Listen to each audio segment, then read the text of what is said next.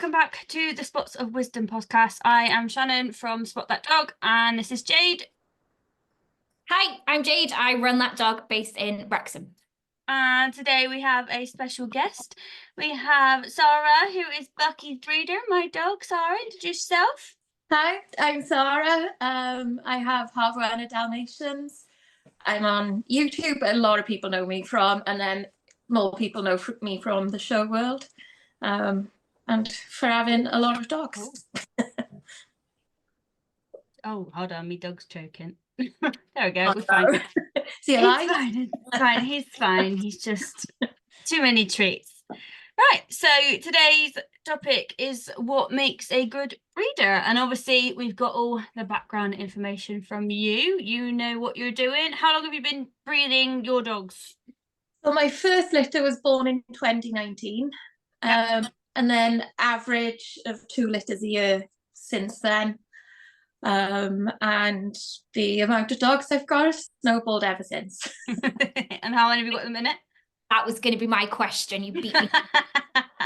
Well, it's 13 and a half currently. 13 and how? Well, he's co-owned and he does live in both houses.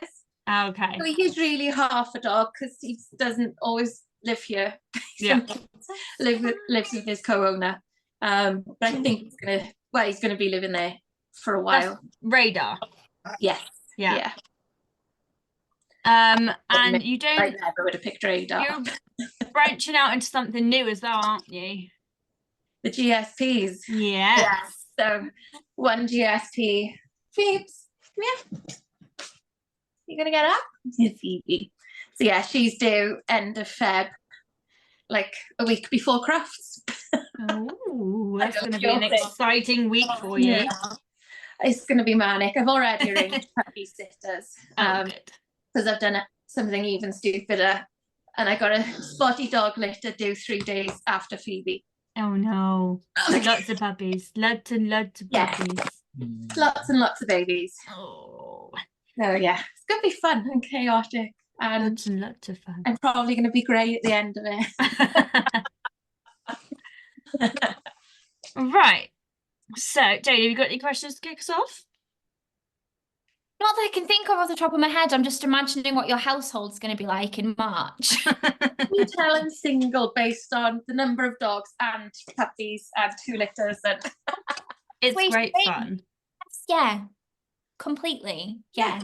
Oh, I've got a question, actually, whilst I remember it. What's made you branch out into pointers? Somewhat randomly, my aunt had, or still has actually, he's about 10 now, Hector, who's Phoebe's dad. Mm-hmm. So Hector and Dudley were like best friends. They're only a year apart. Dudley's like my first Al. And then liked the breed, loved Hector. I showed Hector twice at Crufts actually. And we got a 4th and a 5th consecutive years. And then I also did the stud dog handling for Hector. And then when Phoebe's mum came along, I was like, I really like her. But like I wasn't in position right then to have one. And then somewhat fortunate for me, she didn't catch for the first 3 times she went to Hector, and they kept going back to Hector because they wanted her and Hector to have puppies. And it was like, if it's not Hector, we just want to have puppies from her. And then the 4th time she took, there's a long story between me and my aunt, so I haven't seen her in a while. But anyway, her breeder got in touch because we were friends on Facebook and stuff, and said, would you believe it, Poppy's finally pregnant by Hector? So I was like, oh, what's your waiting list looking like? So she was like, well, I don't know, she's looking quite big, so like they weren't born yet. And it's like, well, consider me for a girl. Yes. But I also, at that point, had already put a deposit down on Lani, who's an import male Dalmatian from Serbia. Oh, Dad. Yes. So I was like, it'd be fine, because Phoebe will be 8 weeks old when she comes. And then I'll have 2 months with her, and then Lani can come. So if I do loads of work with Phoebe in the first 2 months, it'll mean I can sort of split time easier rather than having 2 puppies. They're only a month apart in age. So it eventually worked out. I did question my sanity then as well. It's only because if I was picking another breed, so if I had to pick another one, I couldn't have a Dalmatian anymore. It would 100% be a pointer. Yeah, they're lovely dogs. Yeah, I love them. She's like so calm and so chilled. Yeah. And she's, if I had this many GSPs, like it'd be really weird because they don't act like a pack. Yes. So like the Dalmatians are a pack and they run as a pack, they play as a pack, they cuddle up as a pack. Like everything is really knit. Whereas like Phoebe, don't bother her. She's off on a walk. She goes and does her own thing and then lets a pack of Dalmatians run and do their thing. And yeah, she's gun dogging out and sleeping inside. She'll cuddle with them, but like she's just not a pack dog. I don't know if that makes sense, but yeah, she's very calm and quiet, very trainable, but they should be, shouldn't they? I find it funny though that Jade said that because I had this conversation with you the other day, didn't You I? were I like, said the "Absolutely not." GSP is not, no, not interested. Really? She's cute, but not for me. My friend's got two, and And I've looked after them before, and I absolutely love them. is think- what we said about collies before, it's they're just from the ones I know, they're too high maintenance. I'm not saying they're all like she's that. not. You'd be fine with her. Yeah. She probably wouldn't be enough for some people who Yeah. are expecting a Yeah. GSP. But like if you got people who really want a GSP because they think that's what they need, but when they really don't, Yeah. she will suit them. Do you know what I mean? It's because she's definitely a couple of It's the pegs prey out. drive. I can't what I deal was with the prey drive. expecting. I mean, she lives with cats. I got free range ducks outside. The horses run around. None of that bothers her. Yeah. She's a useless gun dog. She flushes rabbits. You'll see this rabbit like crossing the track in front of you. A minute, 2 minutes behind, there comes Phoebe following the trail. She's just miles behind her. And the Dalmatians have caught squirrels on walks, but she never has. Oh, She Woody's points tried. at them, and she He's tries tried to, and failed. but yeah, she's not a very good gun dog, bless her. So to you, Sarah, what makes a good breeder? Whether, let's just talk in general for now, and then we'll go Dalmatian specific a little bit after. So whatever breed relevant health tests there are that they do that's always like number one.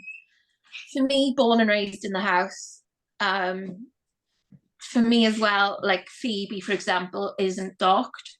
Yeah. So I don't want any cropping or docking. That's just not for me. That is a bit more personal choice, but Yeah. for me, like just cutting their tails off at 4 days old. Yeah. And if you actually have listened to other podcasts or YouTube videos of breeders who have puppies that are docked, they say it's like traumatizing being in the room when they're having it Yeah. done. Yeah, that's enough for me. I'm not going down that Yeah. road. Yeah, where they're raised is important. You know, like not only being born in the house, but like what surface they're born on, Yeah. and what surface they're raised on. And that sounds maybe silly, but like slippery floors as well, like research yeah. that they're more likely to get hip dysplasia. Yeah. They're raised on a slippery floor. So like my puppies, yeah, they do go on slippery floor, as in if the tiles get wet or if the wooden floor gets wet. But the bulk of their living space. Yeah, I mean, you Oh, are the literally vet like vet beds and mats and a lot, didn't you? You like most of where they were was just covered in fluff. And the rubber matting is a pain in the bum because it's like ridged just to make it more grippy. Well, when they poop on a ridge, it's harder to clean, isn't it? You know, it's harder to mop, it's harder to like scrub it or whatever. But for them, the benefit far outweighs the extra work. Yeah, and I think it's a big thing. I think Jade probably sees this as well as me, that people don't actually realize the impact of a good home beforehand, on how the impact that has on them, and like even before they're born, like the stress levels of the mum and things like that. They don't actually realize that that affects the puppy that you've got. Have you ever read the research on humans that were in Auschwitz, but they were pregnant when they were there? No. And then they were pregnant during 9/11 and they were either on a flight or they were in New York during the time. Yeah. The effect it's had on their then unborn children, like almost all the kids that were in utero during Auschwitz had eating disorders because obviously That's they were interesting. I'll have to read up on that. Oh my god, it's so interesting. So like if it affects humans like that, Yeah. which you think like we can communicate far better than a dog, we have so much more things available to us than a dog to get over situations like that. But the trauma just in utero at that point. There's been studies on it, hasn't there? Yeah, So- loads of studies. I'm like a real geek and a nerd. So like if I'm into something, I'm into something. And I like research all sorts of things. Like I was down all sorts of rabbit holes, like looking into things. And like even the current research on hip dysplasia in labs, they are urine tested 6-week-old on these puppies. And they're currently working through it and they're tracking it, but they believe they've isolated this, whatever marker in the urine at 6 weeks old. It will tell you if they're gonna get hip dysplasia. Like how incredible is that? So the way they're tracking it now is like yearly x-rays to make sure that what they believe they found tracks throughout the dog's life. But what they have also found doing this is it's a different marker per breed. So obviously there's a lot of money in labs. There's a lot of money in German Shepherds because they are working animals. They do the guide dogs, they do the police dogs and protection dogs. So there's a lot more investment in those breeds. But yeah, all sorts of rabbit holes I go down. And I think that's the other thing of a breed is how much do they know about their dogs? Why did they do that breeding? It's quite scary, isn't it, when you think about it? You're going into a room and you're trusting this person to know what they're talking about. And you go home with a puppy that you think wrongly is a blank slate at 8 weeks old. You're like, I'm going to take this puppy home, when actually there are some, like you've just said, there are some markers that are already there that are going to that's going to set that dog up for life already. Yeah. And they're all there, like from the beginning. And I like to follow temperaments, and the more I look into temperaments and I follow the track of Dalmatians, because that's the breed I know the most people who own. I see a lot of them. So even if a breeder isn't necessarily honest, seeing them at a show, hearing about other people's experiences of buying a dog from them or seeing that dog in a different setting, like temperament is so much more down to genetics than anything else. I think going back on to what Jade just said as well, though, and I think you'll be able to reflect on this as well. So we don't name names and we don't make any points of anything in here. But to say like, oh, you trust in that breeder to know what they're on about, but equally you yourself are trusting us as owners to be able to give that puppy the best life possible. And for both of you, it's probably like, for us, me and you, we spoke for what, months on months, and like nearly every single day for ages. And I made it very clear, like 2 years before Bucky was even conceived, that I wanted to get to know you first, so that I knew you were. But not a lot of people make that effort. I didn't make that effort with Woody. Like, no, loads of people did. I didn't with, well, Dudley, Nala. It was a bit different with Lani because there was all with the language barrier as well. I don't even know what language they speak in Serbia, to be honest, but it definitely isn't English. No. So he could speak some English, but like it wasn't fluent. It was enough to get him by to sell the puppies internationally. And it's definitely one of those things you've just got to, like, you do your research and you can trust in so far, but like I said, you've experienced yourself now that you can try and trust that someone's going to give them a good enough home. But even the good breeding and all of that doesn't necessarily mean that that dog's going to come out the way that you want it to. Like, we're not, again, and not naming names, but breeding is still like a lottery to a certain extent. Like, there are lots of conditions that you can't health test for, so you can only maybe pick out a pattern from that line if you're deep enough into that line, or your knowledge is deep enough of that line. Like megaesophagus it's a bigger problem than people realise. And I know of a few lines that problem is present. But I know for a fact those breeders don't tell people.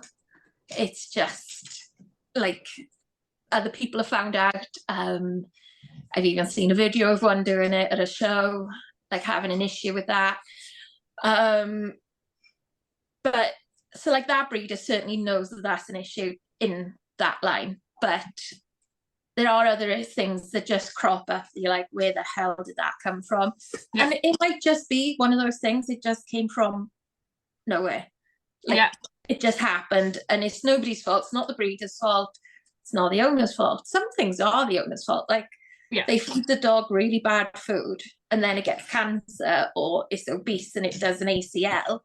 It's not really the breeder's fault no more. No, and there's a lot of things that are definitely circumstantial, aren't there? Like we said it with Woody. So I'm in contact with Woody's brother, and he's not reactive in the slightest. He's perfectly fine.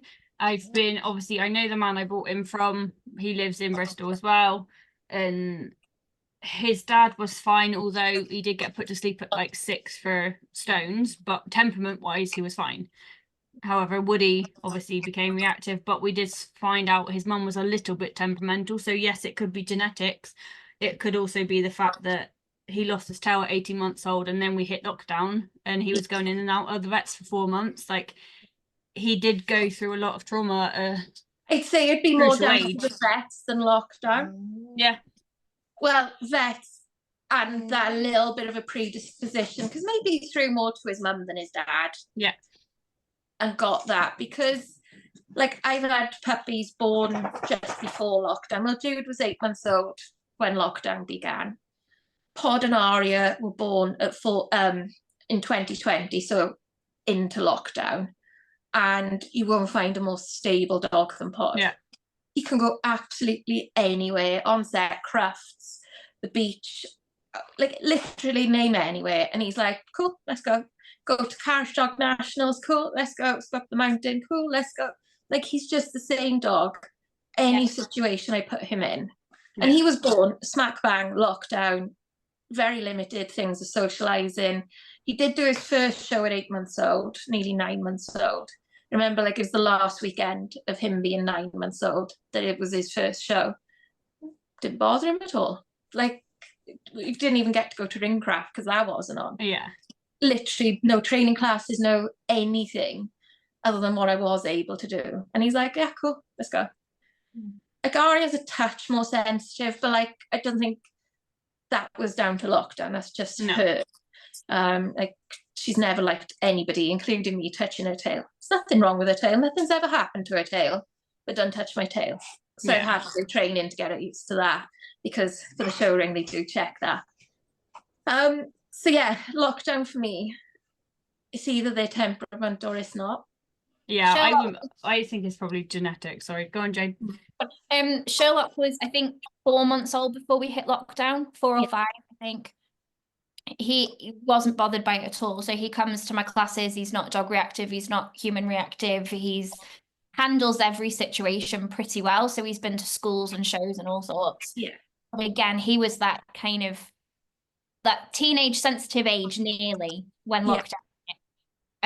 And he's just of that temperament where you stick him in a situation and he kind of goes, I've got a job to do and I'm here to do it. And he'll do it, which I think is amazing. Yeah, that's really good. And doesn't it make life so much easier? Oh, it's great. Oh, it's amazing. Well, and I know with you, like Shannon, with Woody, how much you've got to think about things. Like, to go to the beach, to do this, to do that. You've got to really think it through to make sure it's the right situation to put him in. Because you don't want him stressed and worried. And you don't want to worry anybody else. It does definitely adapt your lifestyle. And obviously, because I do specialise in myself now when we do our walks and stuff, in reactive dogs, it's a whole different scenario when you get a friendly dog. So like when I walk Bucky, I forget that I'm almost free, because you're just so used to being on alert. Yeah. So my Dalmatian before Sherlock was really dog reactive. Number of things, he was attacked, he was neutered too early, like all sorts. All sorts, yeah. And being able to take Sherlock out without even thinking about where we're going was completely different. Not having to like peer around the corner to see what was around the other side, or you know, all that kind of stuff. And like you've just said, you're still sometimes in that mindset where you start going, oh, there's a dog coming towards me. And I'm like, I don't need to worry about that anymore. I've got a dog that's not bothered, like breathe, it's okay. But it makes such a difference. Yeah, that's what I want for my owners. I can't guarantee that every dog I breed isn't going to be reactive.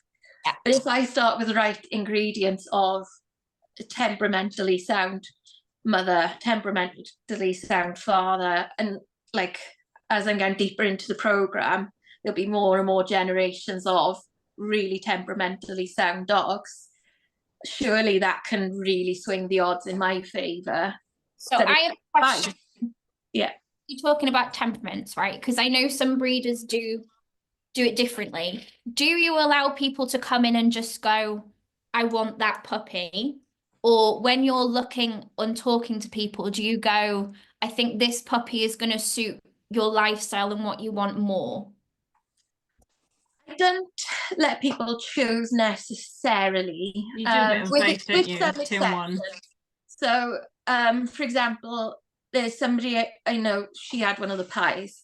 I've known her for years. Since I started showing, she was showing, and I know her really well. I know how she raises the dogs, I know what she does with the dogs. She wanted to show. She didn't really mind if it was a dog or a bitch, but she wanted to show. And I knew the dogs she had in her house, and I knew what she dealt with the dogs in her house. So I kind of gave her free rein to pick. She's also a judge, so like literally, if anybody can choose a puppy that's going to suit them, it's her. Yeah. I actually would have chosen a different one for her from the litter, but it turns out as they've matured, she was right. I did pick the better one. But I'm a bit of a sucker for a pretty face, and this one puppy is so pretty as a puppy. He's still pretty now. Yeah. But the rest of Apollo has like really matured and blossomed. I think you do get that though, wouldn't it? You were saying how with Bucky originally, you weren't sure if he was going to be as energetic as he should be, because obviously he was the lazy puppy, wasn't he? He didn't get involved in all that. And actually, looking like when we went on the walk the other day, looking, because who was mine? It was Miss Purple, Miss Pink, and Bucky were my choices, weren't they? Yeah. And I wouldn't see as much as they're cute, they just weren't. It wouldn't have been the right match. Not well, I mean, it might have. Temperament and all that might have changed depending on which owner and stuff, but I think it went how it should have, if that makes sense. It worked out. Like generally accepting people on my wait list, I want to know if they want a boy or a girl, what they plan to do with a puppy. I'm one of the few breeders that doesn't mind people breeding from my puppies. Yeah. But there are rules within that. So like they got to be over 2, got to be hip and elbow scored, got to be of sound health and temperament. And my sister has like a big fucking sister. And do this, you're not banging the table with your tail. Just to make life awkward, Jazzy. And then if it's a bitch, it's got to go to a dog that I approve of, a stud dog that I approve of, because like I have more likely been in the breed longer than them. No, I'm nerdier than them and more observant than them in what other dogs are. That was Raiden, Bucky's mum, just past us. They're all making an appearance. So I feel like I can certainly guide them in the right way, and there's certainly lines I would never allow like my boys who are stud dogs to go to, and there are lines that I'd never take one of my girls to for a litter. So I just want to help people make or continue to make good choices with my line.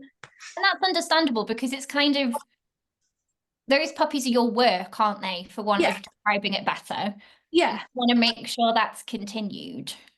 Yeah, and my goals and aims for that line of sound temperament, good health. Those are my number ones. And, you know, like if they're good in the show ring, great. If they're not, who cares? As long as they're healthy and got a good temperament, because they can go and do anything with anybody if you've got those two like key aspects. So on that note, what as the breeder, what would you look for? What are your key requirements in a buyer?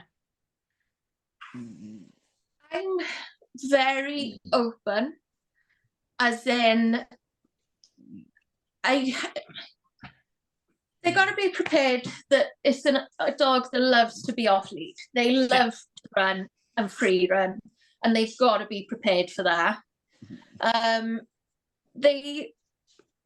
The more work and more walking you do with them, the fitter they get, the more they'll expect. So it's not necessarily a dog that has to have hours and hours of walking every day, because they don't. I'm so glad you've said that. I'm so glad you've said A that. firm belief of mine, and you know, they don't have a solid routine, because I don't have a solid routine. I don't have a solid routine. Yeah. People always go, well, they need walking for 100 hours a day. Oh gosh, yeah. There was one on Dalmatian UK, it was like 4 1-hour walks a day, and I was like, do you not go to work? Like, come on. Get that in. And I'm also one that rather than doing like say 2 1-hour walks a day with them, I'd rather do 1 2-hour walk with them. Yeah. Where it's a big continuous long walk. Because there's a limit to how far you can go and where you can go in an hour. Whereas if you're doubling that time, you can get a lot further into the walk and different terrains. But I obviously ask them what their job is, what they plan to do with the dog during the day, because for this breed in particular, they do need to be allowed out to go to the toilet more often, more routinely than other breeds. So I make sure they've sort of planned and thought that through, and usually it will be like a dog sitter or pet sitter just to pop in, let them out in the garden when they're puppies, and or a family member, or the planned doggy daycare. But I kind of just talk them through, what are your plans? I ask them about other pets, other dogs in their household as well, because it's not because I wouldn't sell them a dog if they had another dog or anything like that. It's just so I can start to have it in my mind which puppy would suit them. I ask them about children as well. Would you be concerned if they'd never had a dog before, just while you were talking about this? No, it doesn't bother me. But if they've never had a dog before, I would like them to promise, or all they could do is promise me that they will go to a puppy class. Okay, yeah. Promise me that they'll come to me for any advice, because, you know, I've got more dogs in my household now than many people will have in their whole lives. Yeah. So if anybody's going to have seen a certain behaviour or got through a certain behaviour, other than a dog trainer, it'd probably be me. Yeah. And my network of people who are knowledgeable and may have a deeper knowledge of maybe some medical things. I got like really good people I can ask about that. So do you ever get many that don't know about the diet? Like, I fully admit I didn't know before I bought Woody, but then I went straight in hard on research, so it wasn't long. Because I do talk about that with them. And that's just like, so what sort of research have you done? And usually they'll say about the diet and the deafness is the two things they'll say. And I'm like, well, you don't have to worry about the deafness, because they'll be hearing tested with me, and nobody knows which puppy is theirs until after the hearing tests. Yeah. And that's something I'm really shocked the more Dalmatian breeders don't do. Because like you get so many people wanting a dog for show, for breeding. You know, even like for my circumstances, outside is open, there's no fences or gates until you get to the field. So I need a dog that can hear me, because there's traffic coming back and forth, and it might not just be a car, it could be a tractor, it could be a cattle lorry. And lorries, they come up here, and I need to be able to make sure the dogs are out of the way. If there's a horse, you know, there's a couple of kids that ride up here because they've got horses on livery. So I need a dog that can hear horses, because they could get trampled by the horse or come away from a horse because they might be upsetting the horse. So I've got to have a dog that I can have a recall on. So I couldn't actually keep a deaf one long term here. And that's totally honest. Like, you know, don't get me wrong, if I've bred a deaf one and they've got to come back here because it isn't working out in their home, they'd come back, but it would always be with the plan that they'd have to move on. I always talk about them about, you know, personal space. Yeah. You don't get a lot of that with the Dalmatian. No, so I have a lot of, so Sherlock's deaf, and I work with a lot of deaf Dalmatian puppies. But like you just said, people go when their dogs are like whatever age they are, 3-4 weeks old, is it? And they go and they pick a puppy, and they have their heart set on this puppy, and they get daily pictures of the puppy or whatever it is. And then they have the hearing test, and the breeder goes, well, actually, that one's deaf. And by that point, that's already their puppy. They're already they're invested in it, aren't they? Yeah. And then they're left with that decision then of, will we be like really horrible people if we then turn around and go, actually, that dog's for whatever reason is not going to fit what we want. And then sometimes they take it anyway. And then I get messages when that dog's 10, 12 weeks old. I had one that was 6 months old the other day that the owner had done nothing with because they didn't know where to start. And this puppy was 6 months old and had no communication at all for the first 6 months of its life, because this person had felt committed that they had to take that puppy that so I like what you've said, and not letting people choose until they have that hearing test result. And then if they feel they can train and work with a deaf one, then by all means, you know, that's fine. Yeah. But yes, then they don't have to commit if they're not in that position. Yeah, and that way it just works out so well for me. You know, like if I'm planning on keeping one from that litter, because I want to breed, they've got to be full hearing. 100%. Because of where I live, they've got to be full hearing. And there might be other people on my list that need the same things as I do, or live in a similar situation as I do, so they can't have one. And then I know of someone that bred their deaf Dalmatian, and they hid from the new. You told me this one, haven't you? Yeah, I've seen a litter advertised by, I think it might have been just one of the parents was deaf, might have been. Yeah. The other one was unilateral. Yeah. But you can get, I mean, having got a deaf one, I think if you're meeting new owners for a short amount of time, you could get away with not telling them that that dog wasn't deaf, and they wouldn't suspect anything. No, and the other thing is people are naturally trusting. So they would trust that people breeding wouldn't breed from a deaf dog. Yeah. Hope they wouldn't you? You'd hope that was kind of common. Kennel Club allow you to register and breed from deaf parents. Like, there's nothing. Kennel Club only want people's money.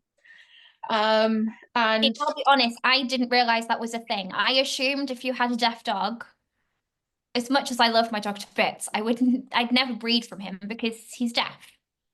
Have you ever looked into or heard about the research into the genetics of the hearing? Not probably as much as you're going to tell me now. Tell me something I don't know now. This is another one of my nerdy things, but I do also do hearing tests. So yeah, go on. So it's Danish research, and it all sort of went quiet over lockdown. I assume it's restarted, but I haven't heard of anything. But they isolated 5 genes. Okay. Hearing each side. Okay. Each parent passes on 3 of those genes. Yeah. But they need the sequence of 5 to be deaf in that side. Okay. So if you thought of like A, B, C, D, and E. Yeah. So if parent 1 only has A's, B's, and C's in their sequence of 5, yeah, they can only pass on A, B's, and C's. Yeah. So if parent 2, again, maybe has a D, but the rest is C's, B's, and A's, and they can only pass on 3 of those, they haven't completed the sequence. Yeah. In that side, still be full hearing, and the same for, you know, there's another set sequence for the other side. So that's how full hearing parents can and do produce unilateral and deaf puppies. Yeah. And that's how unilateral parents and even deaf parents can produce some full hearing. Now, when you sit down and really look at the math of it all, obviously it's more likely that unilateral parent, if it's one or both, or deaf, one or both, will produce more deaf offspring because they have the sequence of 5 in at least one side of their hearing. So I just thought that was really interesting because people do still breed from unilaterals in this country and abroad. They're more likely to try and hide it these days because of the stigma. Yeah. But I've bred once from a unilateral, and I bet Shannon doesn't know this one either. Or do you? I know. Who? Go on, out of my dogs that are in my house, who's the unilateral? Oh God. I love testing I've people. got to remember all the names. I don't know. Do you know? Have a guess. No, I don't know. Because you've not. Nala. Yeah. Is she? You wouldn't tell. So, back to what you were just saying about people having their heart set on one puppy. Yeah. One puppy before their hearing test. Guess It's who like did you. it? Yeah. That was the situation I was in, and I loved her. She has fabulous lines. I loved her mum. Hadn't met her dad, but I loved the look at him. I have since met him. And yeah, fell in love with her. The breed, and knew I wanted to breed. Okay. And she still sold me Nala. Mhm. Still signed the contract that said needed to be over 2 Yes. hip scored. Okay. But there was nothing to say. There was no mention of it. No mention of it. When she realised her mistake, I think she got me mixed up with another buyer. Okay. That because she tried to sort of backtrack on what she said, but it was in the contract and she couldn't say no. But I've only bred once from an Arla. Okay. And if anybody knows me, sees my socials, sees anything about me, they'll know I absolutely love the bones of that dog. Like people talk about a heart dog. Jazz, you are impressed. That's Nala for me, and she's done all sorts since I've had her. Like last year we did 2 shoots for a Chinese fashion brand. She's been in a music video. She's done BBC series. She's done carriage dog trials and stuff, and she is like the best show dog you've ever met in your life, and you've never For seen. anyone listening, Sarah's got some famous doggos. Yes. We got Pod. Pod is on the Go Compare advert. Yeah. And Nala was his backup for the second one because he did 2 Go Compares. Oh. One was when they sponsored The Voice, and then the other one was like the normal bit. So the normal one, Nala was a backup, but she wasn't a backup for the Go Compare because she doesn't howl. Oh, we've got to get Bucky ready for it because Bucky can do it. Well, I had to teach Pod to howl on command and hold a distance, sit, stay while doing it, because when they howl, they want to come close because howling is to bring the pack together.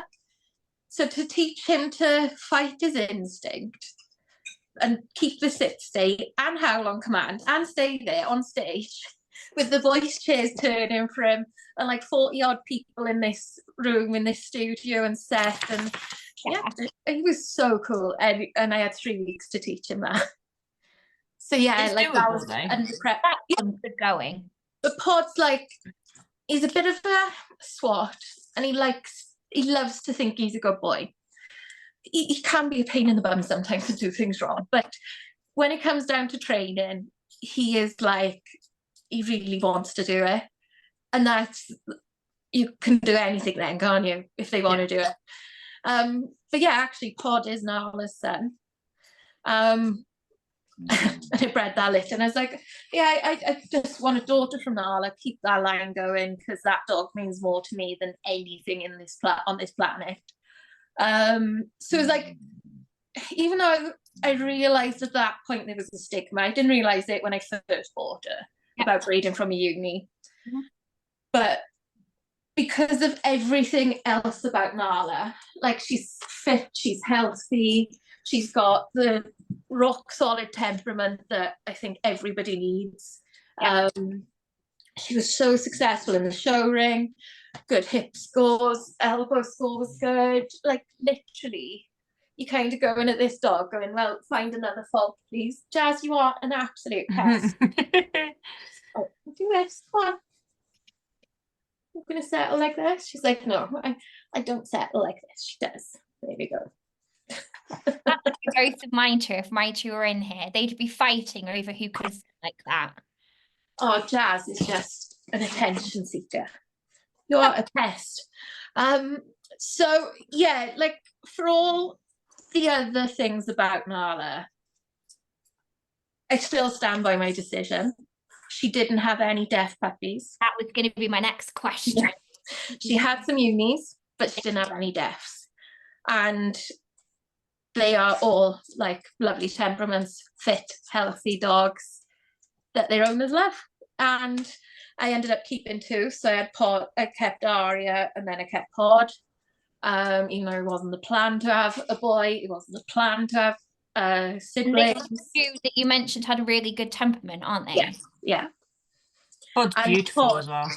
Yeah, and he throws that temperament, which I think is like almost more important, that not only does he have it, but that he actually will pass it on.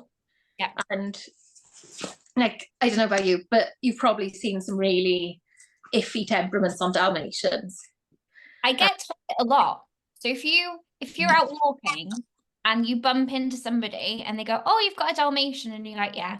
And they always go, oh, well, my neighbour's son's husband or whatever had one, and they're all really aggressive, aren't they? And it's My mum didn't want a Dalmatian because she always thought they were aggressive. Yeah, it's this label that you get given, and I'm either told that they're going to be too much for me to handle for whatever reason, or that they're going to turn mega aggressive. And then they then found out that Sherlock was deaf, and all deaf dogs turn aggressive apparently as well. So it was almost like a double whammy.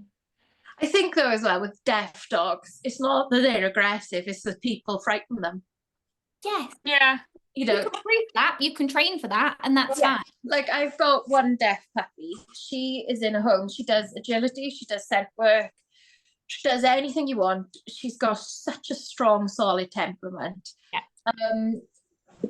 But like they taught her all sorts of things, and they did all sorts of things to her as a puppy, like literally taking her awake, like trying to startle her awake. Yeah. Which may sound horrible, but it was like just getting her used to it. Just so it wasn't you could ever frighten or shock that dog. Yeah. Sherlock's the same. So he's done agility, hoopers, obedience, man trailing, tiny crow. Like he does it all. She goes off lead as well, and she's got a better recall than the hearing ones. Yeah, Sherlock does as well. Sherlock's always looking at me, and I've done videos kind of like with you quizzing about your unique lateral one. Is I've done videos before of both my two and gone, now you tell me which one's the deaf one. Yeah. People go, oh, I can't tell the difference.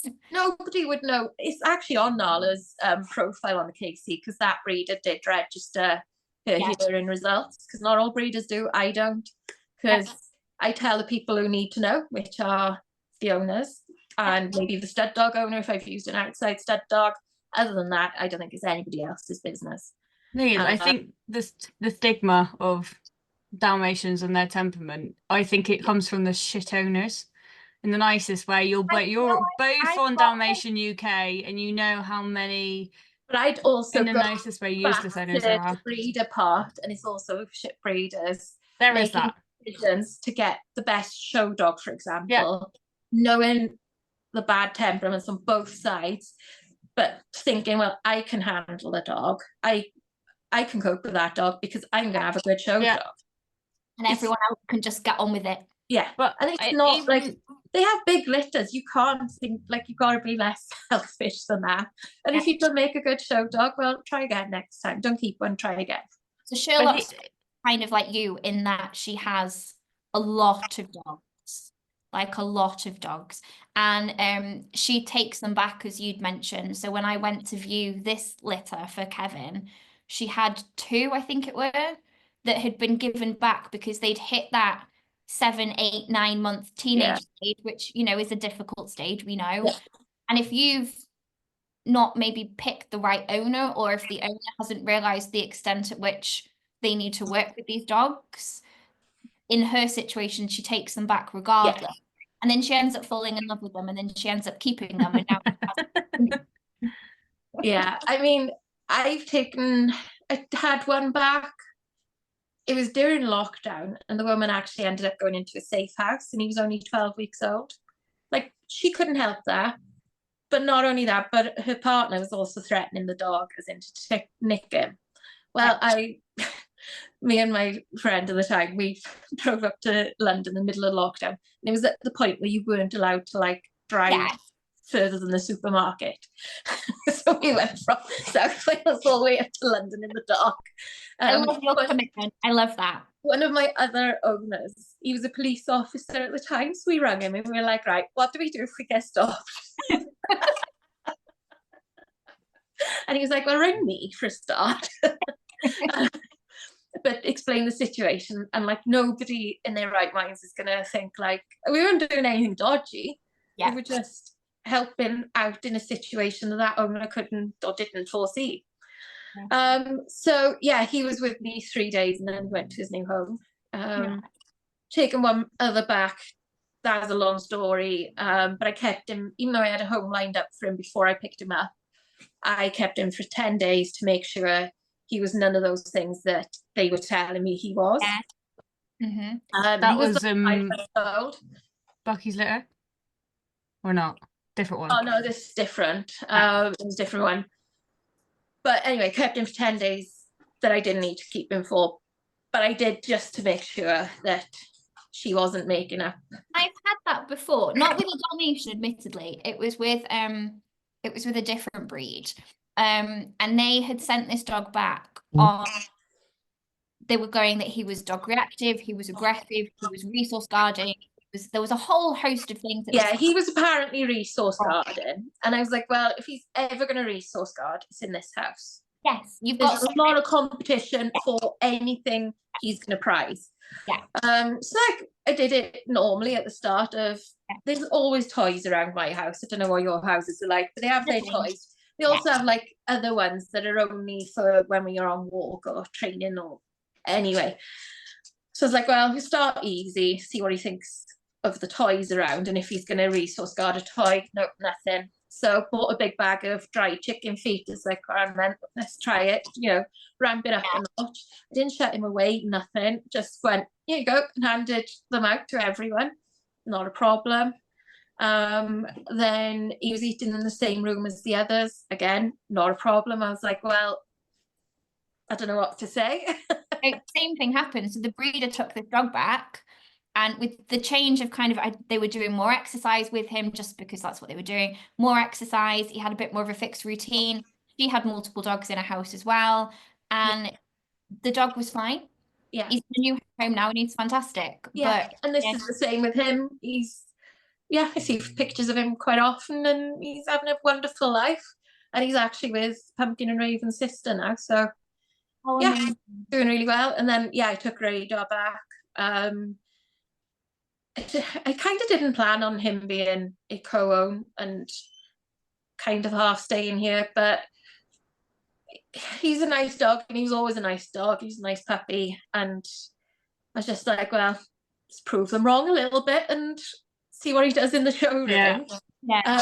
And he's on, I don't know, 13, 14 points towards his junior war, and he's won at multiple champ shows. So, and he's had a best puppy dog. So he was against Puppy Bitch, and he nearly qualified for Dalmatian Puppy of the Year. Once, or was it twice? Twice, actually. And then Jazz nearly qualified for that final again, but they both lost out to the opposite sex puppy at that time, but never mind. So he's done really well, and he's a co-own. And his other home, she's got a toddler, like as in only just had his first birthday. They're the same age in months. just about. And then she's got another girl, I think she's 3 or 4, so young kids, and he's a big strapping dog. He's a lump, and he doesn't know how big he is, except for when he's with the kids. It's Oh, the wow. only time he can regulate and think about his size and his strength. That's amazing. Honest to God, right? If I open the crate or his other co-owner opens the crate, he's out going, look at me, look at me, look at me.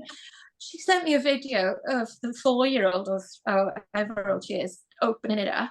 He politely, calmly Aw. steps out, gives her a kiss on the way out, and just walks out ever so calm. I'm like, why the hell can't you do that for us? Like, honestly, best friends. Like, Let's end it on one last question because we're coming up to an hour. how do I go? That's fine. That's Wasn't it? fine. Listen for ages. It's great. Yeah. Fine. Breeder red flags. What should people be avoiding when looking for a breeder? If they aren't Kennel Club registered. In other breeds, but sort of Dalmatians as well, if they breed in non-recognised colours. Yeah.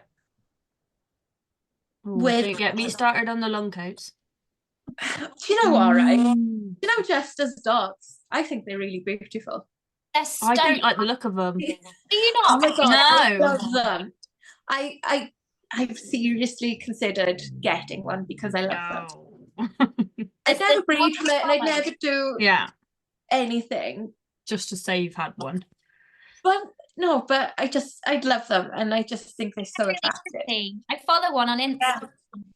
Is it Ryder? I do apologise to you, but I follow one on Instagram. And Oh it's- no, there's one. I think he's called Lucky, and he's got like heart. Oh markings yeah, on you've seen his him. eyes. Oh my God. I just don't like the look of them, but it's just personal preference, I think. Mind you, I love the long-haired pointers. Have you seen them? Yeah, I think so. I actually still co-own one technically. She's a Fruit Loop though, completely different temperament to the short hairs. So the floor the puppies are raised on, but just as a general way they're raised. Like if they're raised in a stable, a barn, a kennel, nope. Yeah. Because they haven't even seen a TV. Dudley Yeah. arrived, I didn't realise, hadn't been raised in the house. I see so many behaviour issues in a puppy class from puppies that are raised outside and haven't seen anything. Well, he was fascinated with the TV when he came in, when I first brought him home. He clearly never seen one in his life. He still would rather you not hoover in the same room as him. Yeah. You know, things like that. He's 8. He's never had a bad day since he's been here. But obviously that early beginning. But when I went to go and meet him, there were 3 boys available, and the 3 boys were in the kitchen. Yeah. And she called his mum into the house for us to meet her, but Yeah. she was clearly nervous and worried about being in the house. Okay. Knowing what I know now, she definitely was, but she clearly had been in trouble for going in the house and didn't live there, did she? Yeah. I didn't see the whole litter. You know, all the things you shouldn't do. Yeah. With them. Yeah. Not doing breed relevant health tests would be a big one. And even like Dalmatians, it's only a recommended test for them to be hip scored. An elbow scores aren't even on the radar of the Kennel Club or recommendations or anything. But I've seen quite a few Dalmatians with elbow scores. Yep. So if they're only hip scoring and not elbow scoring, why? If one sedation or one anaesthetic, why not have them both done for an extra 50 or 70 quid? Or it's not a huge amount more when you think of it. So that would be a big one. Breeding from the dogs they have. And I know I do it, but I do it in a very different way. But if they've got one male and one female, and that's who they breed into, the likelihood is of those 2 being a good match for each other is actually quite low. Yeah. And there's so many things I look into when considering breeding. Like when Arya's had 1 litter so far, and Finnick is over 2 now, but I took her all the way up to Scotland to use the stud dog there. Like, how many hundreds of Dalmatian stud dogs are between South Wales and Scotland? A lot. But I really looked into the match. I talked to other people as well, and they may have gone, well, what about this one? What about that one? And I'm like, no, don't like this about that one, that about that one. Like, literally, I went up to Scotland to use Nugget, and I don't regret 1 mile of that journey. People don't realise doing that though, do they? Because like I said it to you, you weren't the only breeder that I looked at originally. And it was just, and that was why I did it, was so that like you may not have produced the dogs that I like the look of. It was one of those, obviously back then it was a kind of, it was on the looks and not just temperament. And as I've kind of learned a lot more about it, things do change. You do change your opinions on things, but you, rather than just going, I want that one, like you should be looking at multiple breeders and multiple, for your sake, studs or bitches or whatever. Because and I mean, I'd also say to people, go to a show. Yeah. Go and watch the breed you're interested in at a show. Talk to people, talk to breeders, talk to people who've bought from breeders.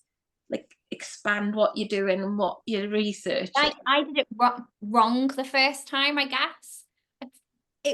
I've kind of done it wrong twice, actually, out of 3 times.